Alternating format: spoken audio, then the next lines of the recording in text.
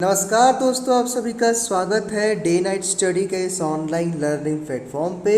दोस्तों, आप सबको पता है कि हमने करंट अफेयर की सीरीज़ आप सबके लिए शुरू कर दी है और उसी को कंटिन्यू करते हुए आज हम फरवरी के फर्स्ट वीक का करंट अफेयर, जो टॉप करंट अफेयर्स हैं जो आपके एंट्रेंस एग्ज़ाम के पॉइंट ऑफ व्यू से इम्पॉर्टेंट है, उनको हम आज कवर करेंगे। आपको ये वीडियो बहुत ही ध्यान से देखना है, सारे क्वेश्चन को ध्यान से पढ़ना है, क्योंकि दोस्तों आज का जो वीडियो है ये काफ़ी इम्पॉर्टेंट है और हमने ऐसे क्वेश्चन को सेलेक्ट किया है जो आपके एंट्रेंस एग्ज़ाम में इस बार आ सकते हैं। तो आपको ध्यान से पूरा वीडियो देखा है। हालांकि वीडियो में आगे बढ़ने से पहले एक जानकारी मैं यहाँ पे और आपको दे देना चाहता हूँ कि अगर आपने पहले 4 क्लास, यानी कि हमने जनवरी के फर्स्ट वीक, जनवरी के सेकेंड वीक, जनवरी के थर्ड वीक और जनवरी के फोर्थ वीक का भी हमने करंट अफेयर अपलोड कर दिया है। उस क्लास को भी जाकर के आप लोग देख लें प्लेलिस्ट में या फिर वीडियोस में आपको मिल जाएगा। उसके बाद ही आप इस क्लास को कंटिन्यू करेंगे और इसका पीडीएफ आपको हमारे टेलीग्राम ग्रुप से मिल जाएगा और टेलीग्राम ग्रुप का जो लिंक है आपको इस वीडियो के डिस्क्रिप्शन बॉक्स और कमेंट बॉक्स में मिल जाएगा। वहाँ से जाकर के आप लोग हमारा टेलीग्राम ग्रुप ज्वाइन कर लें, जिसका नाम डे नाइट स्टडी है। वहाँ से ज्वाइन कर लेंगे तो आपको इसका पीडीएफ आसानी से मिल जाएगा। इसी तरह हम लोग मूव करते हैं। क्वेश्चन नंबर आपका फर्स्ट कह रहा है कि टेनिस खिलाड़ी राफेल नडाल ने ऑस्ट्रेलियन ओपन पुरुष एकल में रूसी डेनियल मेदवेदेव को हराकर रिकॉर्ड 21वां स्लैम खिताब जीता। वह किस देश से है? अब देखिए दोस्तों, यहाँ पे किस देश से है वो तो मान लीजिए प्रश्न पूछा ही है, लेकिन यहाँ से जो आप सबको एक और जानकारी ले लेनी चाहिए। देखिए यहाँ पे क्या लिखा है कि टेनिस खिलाड़ी राफेल नडाल। अब यहाँ से आप इसको अंडरलाइन करिए। क्यों? क्योंकि अगर आपसे मान लीजिए क्वेश्चन पूछेगा कि राफेल नडाल कौन है, तो आप वहाँ पे आंसर क्या देंगे? टेनिस खिलाड़ी हैं। भाई देखिए, अब कह तो रहा हूँ मैं कि देखिए क्वेश्चन आपसे घुमा फिरा के एग्जामिनर पूछ सकता है, तो कभी कभी क्या होता है ना कि प्रश्न में भी उत्तर छिपा होता है। तो अगर आप इस पूरे प्रश्न को पढ़ेंगे तो एक उत्तर यहाँ से और निकल के आता है कि मान लीजिए अगर आपसे क्वेश्चन में पूछा है कि राफेल नडाल क्या है, तो आप लोग क्या बोलेंगे? टेनिस खिलाड़ी हैं। तो एक क्वेश्चन आपका यहाँ से प्रिपेयर हो गया।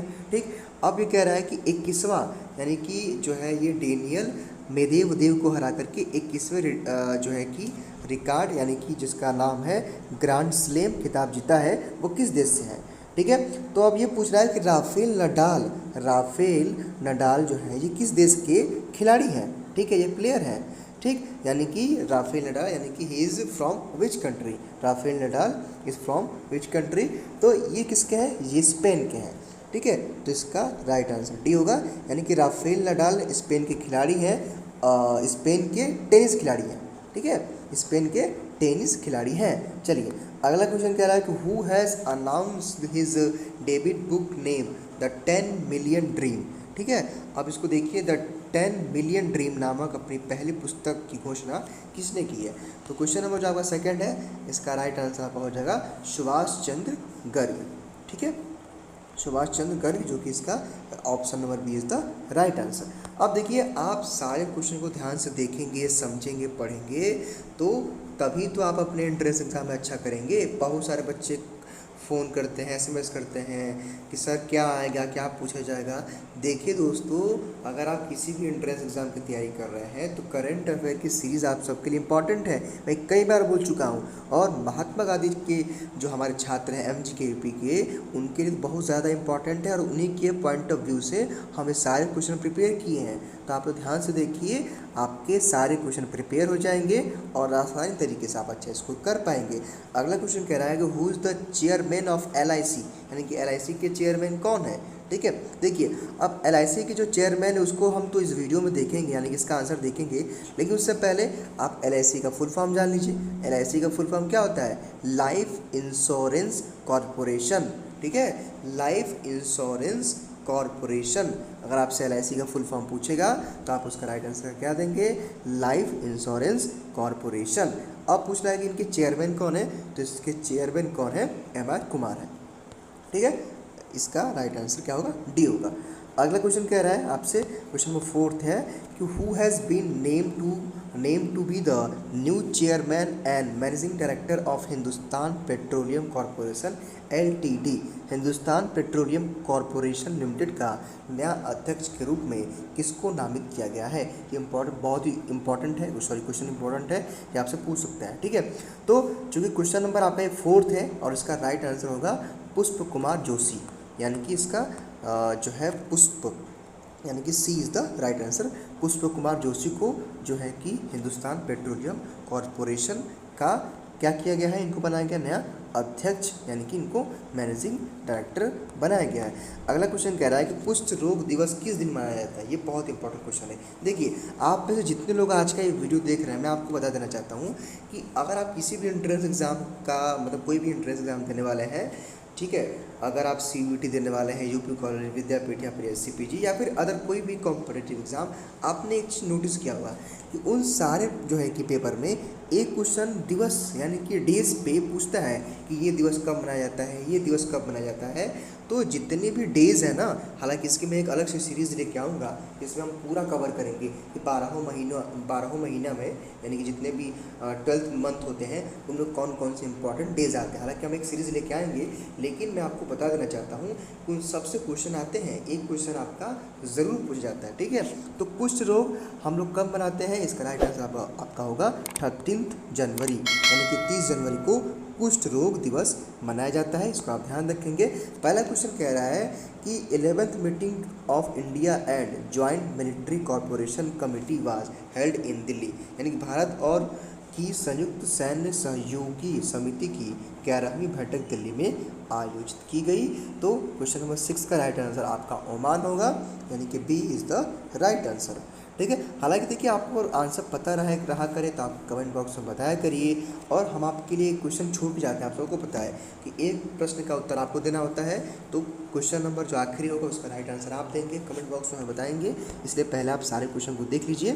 कह रहा है कि according to economic survey for 2021-22 Indian economics is projected to grow in 2022 and 23, यानी कि 2021-22 के आर्थिक सर्वेक्षण के अनुसार 2022-23 में भारतीय अर्थव्यवस्था के बढ़ने का अनुमान है। यानी कि हमारी इंडियन इकोनॉमिक जो है अगले 2022-23 में कितना बढ़ेगी, कितना अनुमान है, तो इसका राइट आंसर बी होगा 8 यानी कि इसका राइट आंसर क्या होगा 8 मतलब 8 से लेकर के 8.5 तक। ठीक है, उसके बाद जो है कि इसका अगला क्वेश्चन कह रहा है जो आपका 8वां है कि GST collection in January crossed a growth of 15% over the year ago period. जनवरी में GST संग्रह को पार कर गया, जो एक साल पहले की अवधि की तुलना में 15% अधिक है। ठीक है, तो GST का फुल फॉर्म बहुत लोग नहीं जानते हैं, इसका होता है गुड्स सर्विस टैक्स। ठीक है, अब एंड इसमें एंड लगता है, गुड सर्विस टैक्स इसको बोलते हैं। ठीक है, GST का फुल फॉर्म ये होता है। और जो क्वेश्चन नंबर आपका 8वां का राइट आंसर होगा डी होगा 1.38 लाख करोड़, जो कि ऑप्शन नंबर डी है, यानी कि इसका राइट आंसर 1.38 लाख करोड़ इसका होगा राइट आंसर। यानी कि जो है कि GST जो अभी जो अनुमान है इस साल जो है वो पार कर गया है 15%, वो क्या है आपका 1.38 लाख करोड़ कह रहा है। यानी कि आपसे क्वेश्चन पूछ रहा है कि उप सेना प्रमुख के रूप में किसे सेवानिवृत्त किया गया। आपके सामने 4 ऑप्शंस हैं, लेकिन जो इसका राइट आंसर होगा ऑप्शन नंबर सी, यानी कि CP मोहती, यानी कि C is the right answer. CP Mohanty को अभी उप सेना प्रमुख से, उप सेना के प्रमुख के पद से क्या किया गया है, सेवानिवृत्त किया गया है। अगला क्वेश्चन आपसे पूछ रहा है क्वेश्चन नंबर 10 कि Indian coast guard celebrated is raising on which day, यानी कि भारतीय तट रक्षक बल ने अपना 46वां स्थापना दिवस कब मनाया। यानी कि दोस्तों ये क्वेश्चन पूछ रहा है, क्वेश्चन इंपॉर्टेंट है, जैसे कि मैंने आपको बताया ही है अभी कि दिवस यानी कौन सा दिवस कब है, स्थापना दिवस वगैरह कब मनाया जाता है, इसको लेकर के एक क्वेश्चन आपके एंट्रेंस एग्जाम में या एक से अधिक भी, कभी कभी 2 या 3 भी आते हैं। तो जो ये दिवस से संबंधित जो आपका प्रश्न है 10 नंबर क्वेश्चन का राइट आंसर आपका 1 फरवरी होगा, यानी कि जो आपका ऑप्शन नंबर बी है। 1 फरवरी को हम लोग भारतीय तटरक्षक बल जो है कि बल के स्थापना दिवस के रूप में हम लोग मनाते हैं। और 2022 में यानी कि 2022 में जो है कि इंडिया ने जो है कि 46वां जो है कि भारतीय तटरक्षक बल के रूप में इसका 1 फरवरी को मनाया गया है। ठीक है, अगला क्वेश्चन आपसे कह रहा है, जो क्वेश्चन नंबर 11 है कि ऑपरेशन खात्मा यानी कि अ बुक टाइटल ऑपरेशन खात्मा इज ऑथराइज बाय हूम, यानी कि नाम पुस्तक किसके द्वारा लिखी गई, यानी कि ऑपरेशन खात्मा नाम पुस्तक किसके द्वारा लिखी गई है।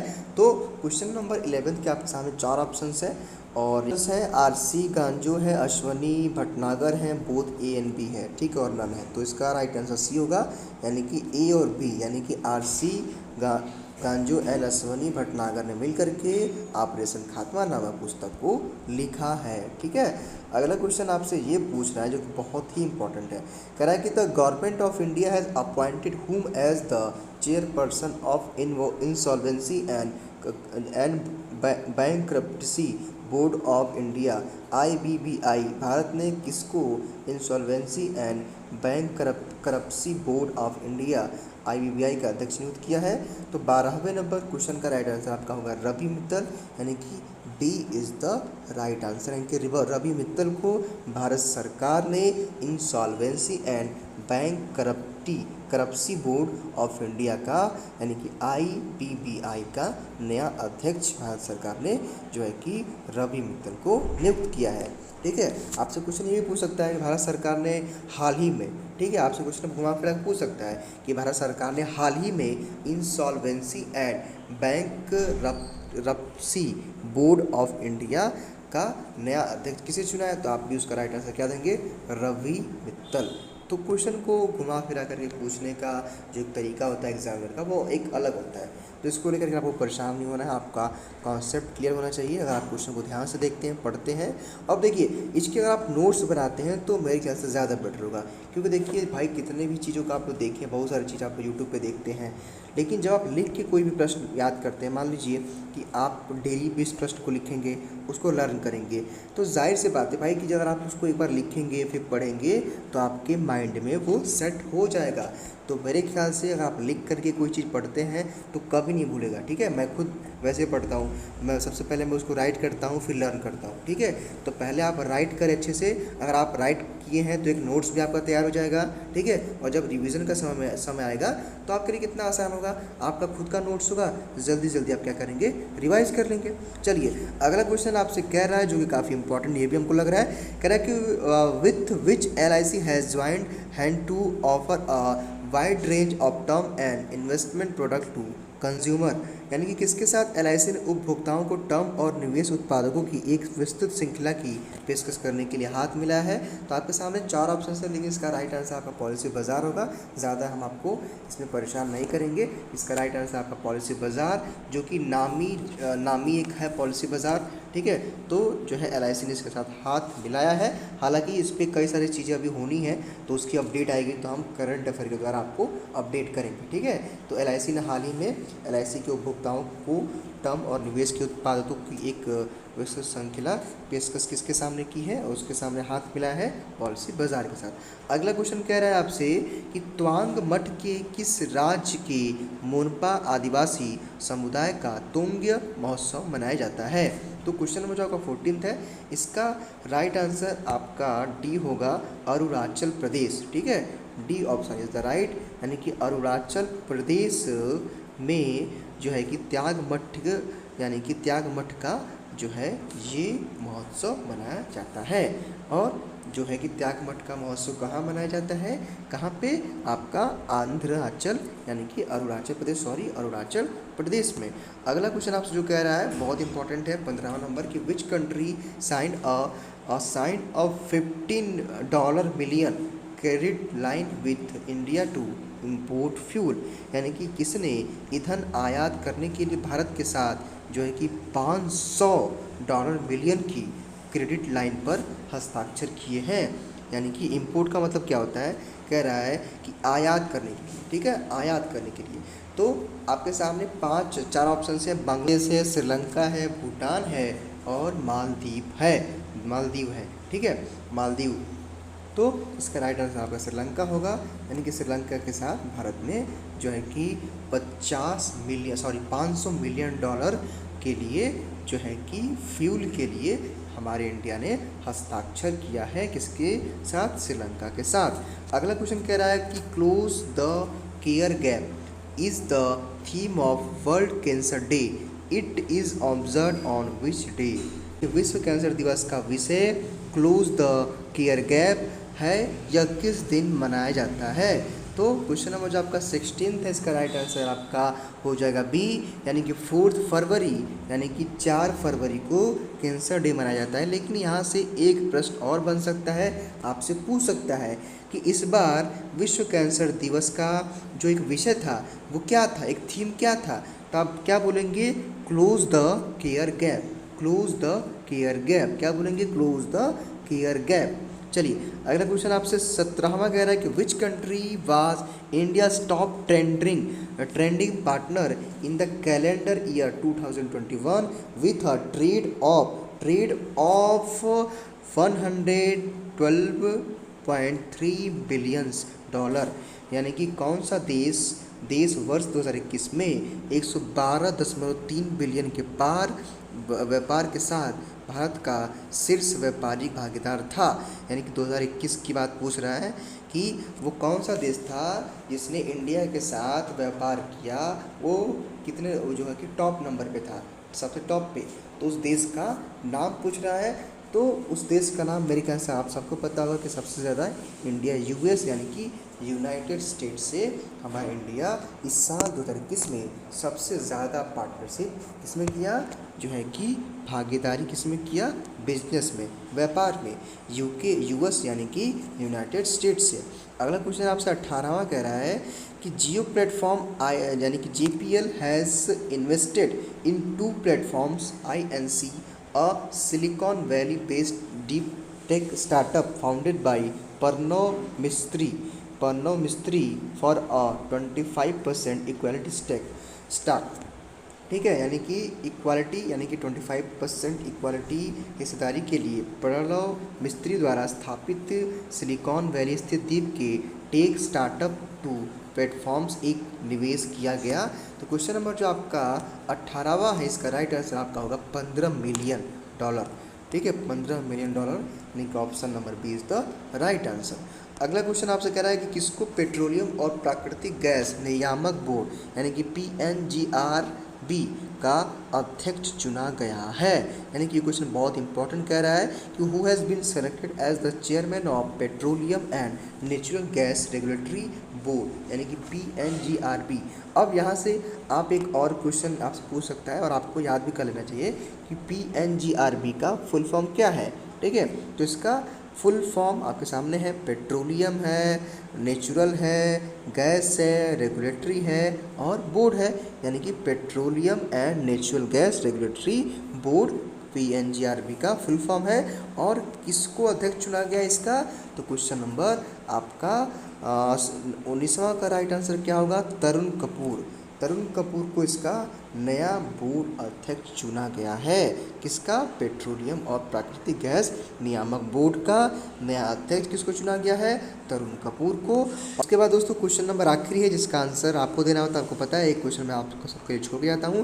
क्वेश्चन कह रहा है कि घटती मांग और जायज विवाद के बीच 2024 से कौन सा देश पहले मछलियों के शिकार को खत्म कर देगा? तो आपके सामने 4 ऑप्शन है, डेनमार्क है, नॉर्वे है, आयरलैंड है और आइसलैंड है। तो इसका राइट आंसर आप हमें कमेंट बॉक्स में ज़रूर बताएंगे। देखिए ऐसे ही आप डेली कुछ ना कुछ पढ़ेंगे, डेली कुछ ना कुछ सीखेंगे, तो जाहिर सी बात है कुछ ना कुछ आपका प्रिपेयर होगा। तो अच्छे तरीके से आप नोट्स बनाएं और कमेंट बॉक्स में आप बताया करें कि आपने कितने क्वेश्चन सही किए बिना वीडियो को देखे। और लास्ट नंबर क्वेश्चन का आंसर आप सभी लोग प्लीज़ कमेंट बॉक्स में दिया करिए। और अगर आपके अंदर कोई क्वेरी है, आप चाहते हैं कि इस करंट अफेयर की क्लास को किस तरह से और इम्प्रूव किया जाए, अगर आपके कोई सजेशंस हैं तो आप हमें कमेंट बॉक्स में ज़रूर बताइए। और आज के लिए केवल इतना ही। Thank you so much.